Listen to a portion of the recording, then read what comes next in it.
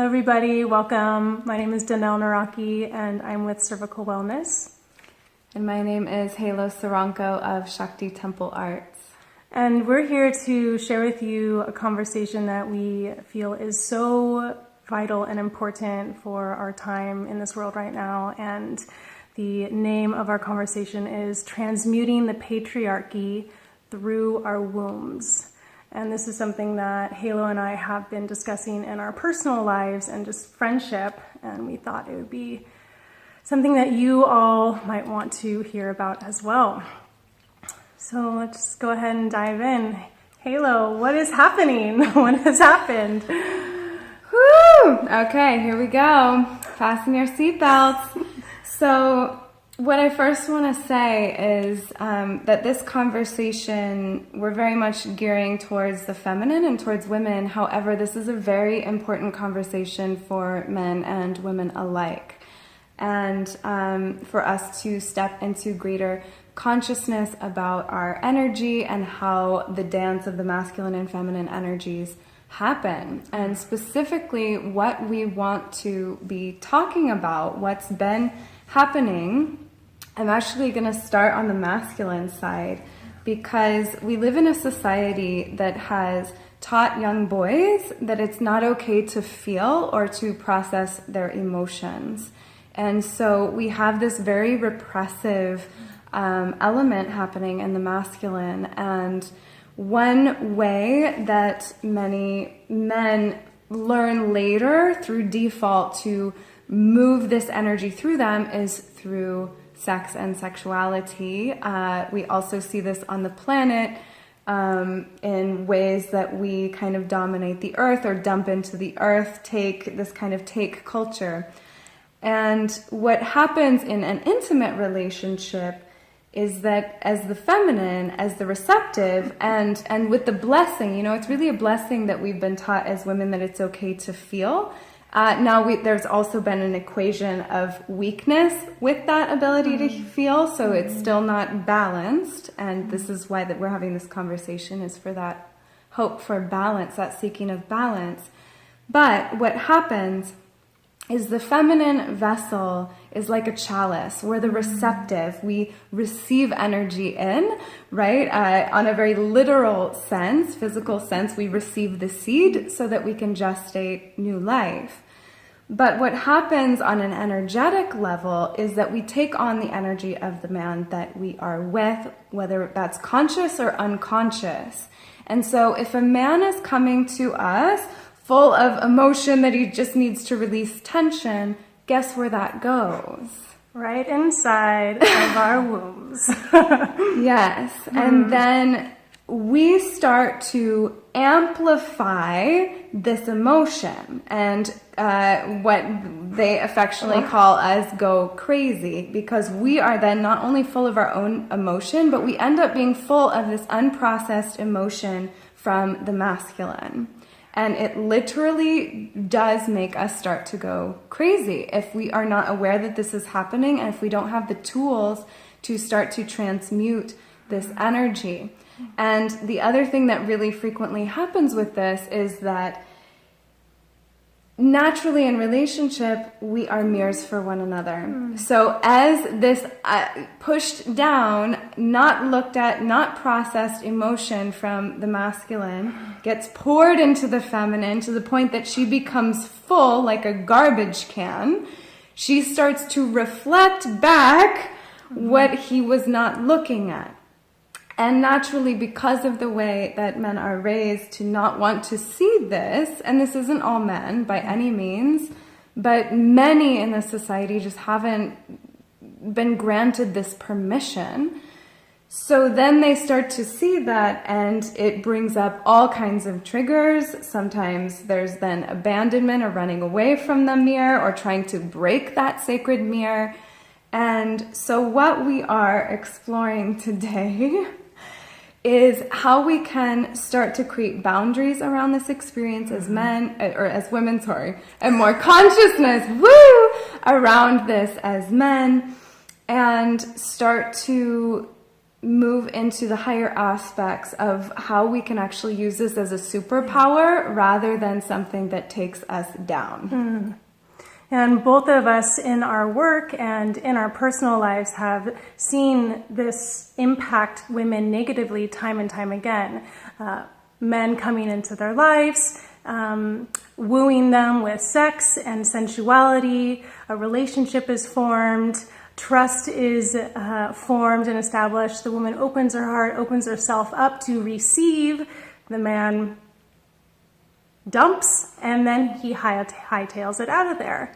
And in my work with women with HPV and cervical dysplasia, it is actually disgusting how many stories I have received of how many women have come to their sexual partners or even their beloveds to say, hey, I didn't have HPV before I met you, before we started having sex.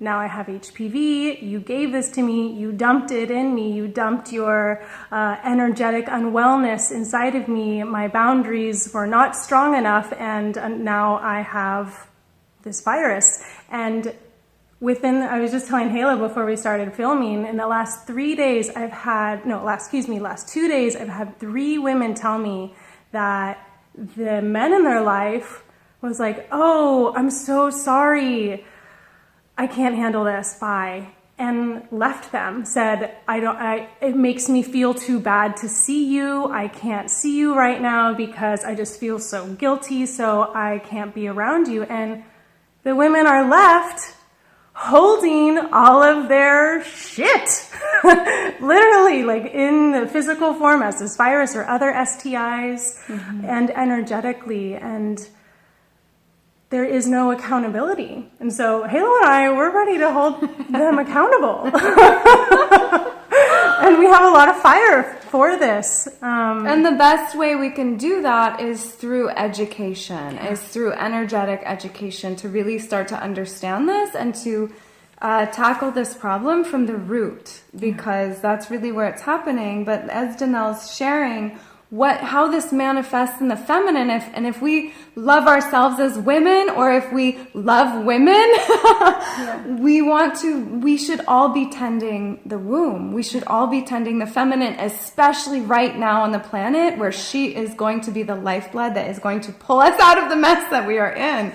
So what this looks like, how this manifests for the feminine, is reproductive disorders and diseases, it's a crazy epidemic. Breast cancers and it's epidemic. It's both like Denell and I have been through years of healing HPV, have dealt with navigating other imbalances and dis-ease of that area. And not to mention the emotional unwellness that comes from that. I can recall, I'm married now, but before I was married, when I was still in the single scene, I could recall engaging in sex with a man. And prior to doing that, I would feel mentally fine. But then I would have sex with him, he might ejaculate inside of me, and then literally the next day or the next week, I would be thinking thoughts that I wouldn't normally think, or I would have feelings about myself that weren't common. And it was much later that I realized, oh my gosh, I was feeling and thinking what he was feeling and thinking, perhaps about his own life or his own experience. And I'm not making this up. This has literally happened. And every time, or when I have told the story, women are like, oh yeah, I've had that happen to me too. Yeah. In a personal anecdote of my own, I actually discovered that an ex-partner had cheated on me because we made love and literally fell asleep, and I woke up from a dream. My womb was trying to communicate with me. I woke up from a dream that basically, I'm not going to go into the dream, but it was very telling. And I felt like I had all this stuff he'd been holding had been just literally dumped inside of me, and I felt disgusting. And the next day I was like, I have to talk to you about this dream I had and what I felt afterwards. And as the day progressed, it came out that he had been with someone else and not been honest with me about it. And it was months later, but it was like finally my womb was like, hey, this shame or this energy is being dumped inside. And There's a lot of confusion and chaos happening inside of a lot of men right now, and it's understandable and it's okay. And women are not the trash cans. No. We're just not. No. And so while you're speaking, I just got this vision of like a man maybe feeling like really angry or angsty, and then he comes to his beloved who is like really open and receptive and wants to tend to him. And as he's like thrusting and just like pumping, all that angst and anger or whatever he's feeling is literally being pumped into her body. Yeah. Well, and the other thing that I also see is, you know, our effects on Gaia, on planet Earth, are difficult to look at, right? And our effects of guilt and shame and anger and our sexuality can also be difficult to look at. So like Denell was sharing about these women being like, hey, I have HPV now.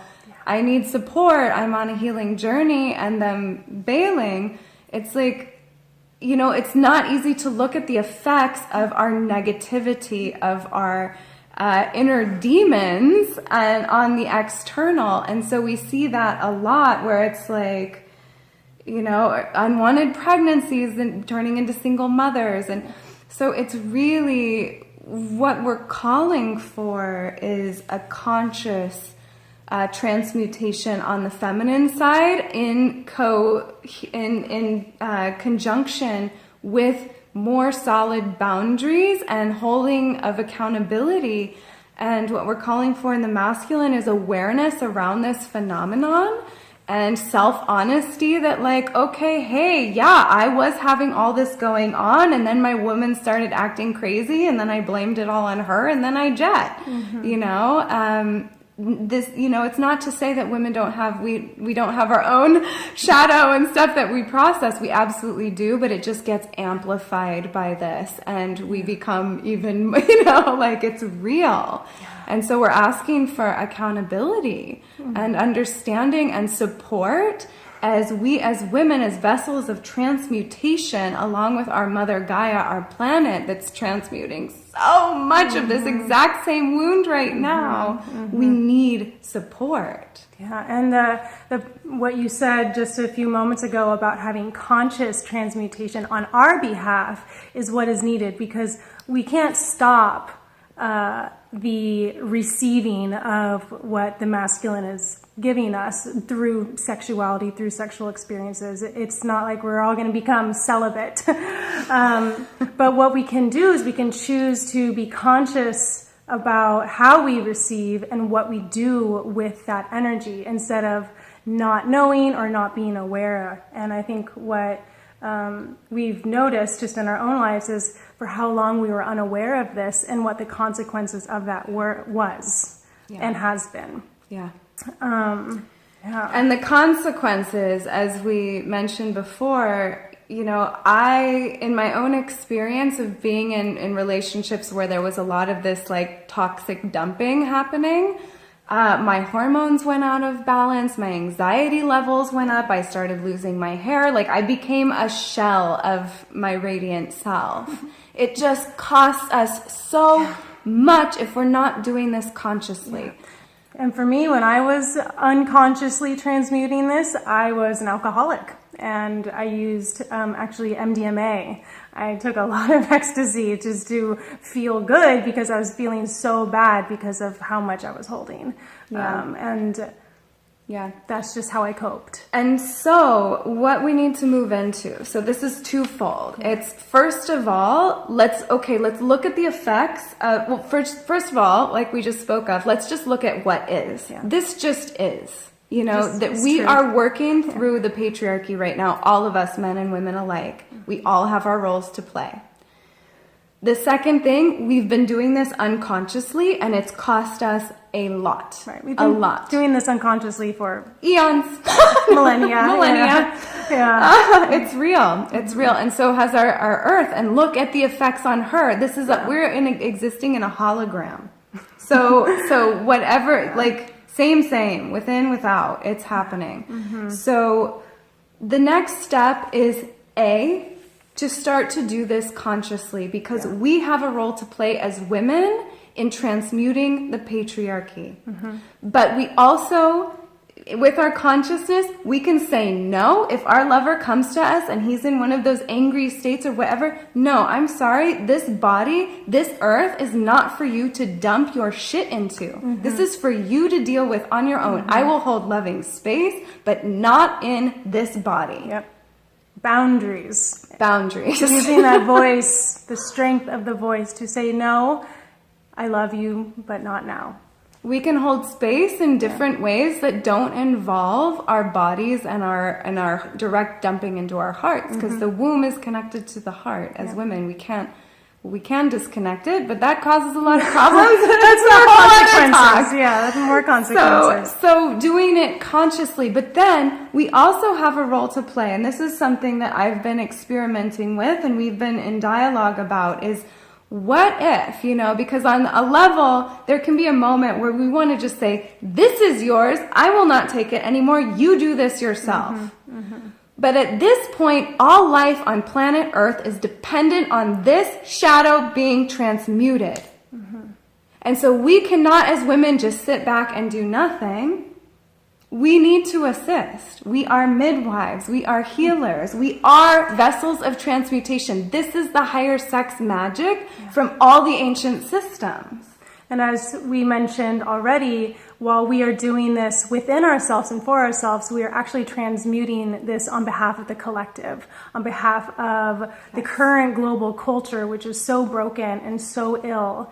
And because of our choosing to consciously transmute this energy, we can birth this new version of Earth that all of us are envisioning. Like it already actually exists because we've been envisioning it. We just have to allow it to become, and through our transmutation, it creates space for it to become. Yeah, we assist the earth because she's already been doing so much transmutation and she's loaded. She is overloaded with the task. So when we start to do this consciously, we do this in allyship with her. We do this in allyship with other women, particularly those that don't have the privilege to even be having this conversation or having this choice, because there are so many women on the planet who still don't. So this is a revolution. Yeah, it's a revolution for men and women alike, and men taking accountability and starting to be brave and face those pieces of themselves, and to not abandon when the woman starts to mirror those pieces, and for us women to consciously, through so many tools that are available to us now, say, I am here in a larger aspect of self to help transmute this for my beloved, for my planet, for my daughters, for my sons, for all life on the planet Earth. I didn't mean to almost interrupt you there. I just wanted to say, thank you to the men who are doing this already. We see you, and we are so grateful for you. And for the men who actually understand this, who understand this phenomenon that we're speaking of. And I hope that for those who don't, that there's a humility and an ability to receive this, and maybe even in retrospect, look back and see where and how this has manifest in your relationships with women. And we're not here to shame you or to make you even feel guilty about it. We're here just to bring awareness to how, when you don't have the courage to look at it, how it affects us, and how then ripples out and impacts us for the rest of our lives in the way we relate to men, and so reproductive cancers, it can fertility, you want to have children. Well, maybe the women that you want to be the mother of your children are holding a lot of shit from the men from before. And and to have compassion when you end up with a woman who is carrying a lot from previous. It's we are at a point where we need to step into archetypal roles of masculine and feminine healing. Women holding space for the masculine healing, men holding space for the feminine healing. All of us, we need to all get on the same team here because it's the 11th, if not 13th hour. Just gonna be straight up. Yeah. So it's not about shaming, but it's time for fierce compassion now. It's time for us really to bring the swords of our consciousness and the expansiveness of our hearts into union to really move into the next step. So what are the next steps, Denell? What does this look like? Yes, I want to get to that, but I just want to touch on one thing that just like dropped in. Speaking to the men who are already doing this, please call in your brothers.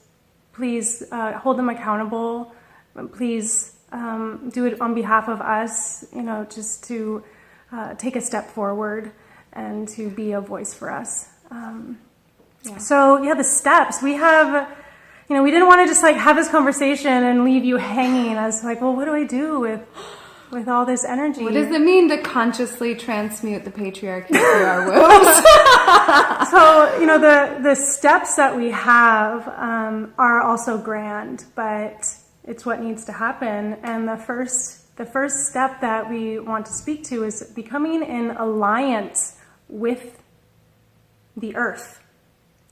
And we were talking about this before we started filming about not like using the earth for our own healing. Like I heard a phrase earlier today, a commerce-based relationship where it's like, I take this from you, I give that to you. There's always stipulations. But when we can become an ally of the earth and connect to the earth with our wombs on behalf of not only ourselves, but the greater collective, doing our womb work, doing our jade egg practices, doing, our using our crystal wands, whatever tool, to use it in alliance with the earth, to cultivate the energy, give it back, cultivate the energy, give it back. And through that transmutation within us and within the earth, it becomes balanced. But I would love to hear what you have to say about that too. We are in a time where we need to work with her. Yeah. Absolutely, 110%. That is, us working against her is what is causing mass extinction on the planet right now and destruction of ecosystems. Yeah. So it's not about letting her do the transmutation for us. My God, she has been working so hard. So we need to work with her, in allyship with her. Yes, we can draw from her strength. Yeah. She is the mother of exactly what we're talking about, of being able to transmute. She is the mother of that. We learn from her, but then we do it with her, and more importantly than that, we do it for her. Yeah, that's where we're at now. We need to do this for her. We need to help her because she is carrying such a burden.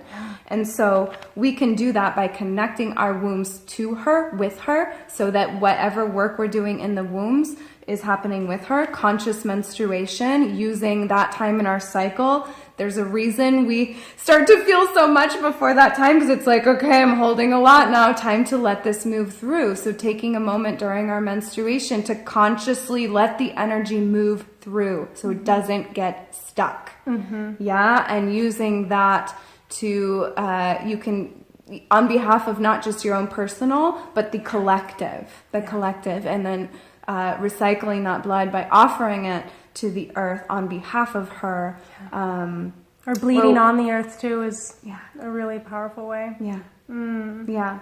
So that, and then the next step is really creating allyship with our sisters, because we are so much stronger. The feminine power is not in individuality necessarily, it's in circle, it's in coming together so we can transmute together, coming back into the moon lodge, circles of energy cultivation, embodiment, any kind of embodiment practices that help us to move emotions and energy through.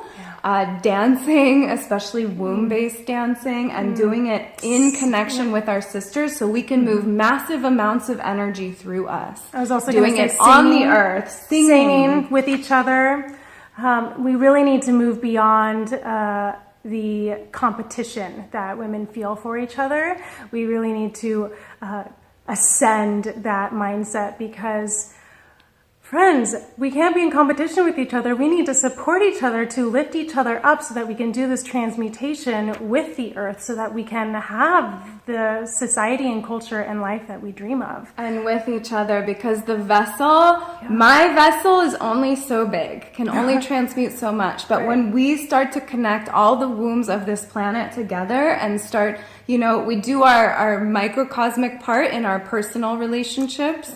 And then we do the macrocosm in this web, and it's happening. All of this is already happening. This is the movement, but we're just bringing more consciousness to a very particular piece within it. And so actually an invitation that's coming to me right now is I invite you to please share this with someone you know, a sister that you think would really benefit from this conversation, or please talk to a woman in your life about this in real time, or our brothers. Yes, and our brothers. Right, I was touching upon the sisterhood aspect, the importance of that to transmute this, because we need to be having these conversations, and it's okay for us to have these conversations now for those of us that it's safe, because as you pointed out, there's a lot of women out there in the world, probably billions, where it's not safe to talk about this. So we need to do this for each other, on behalf of each other, on behalf of the earth.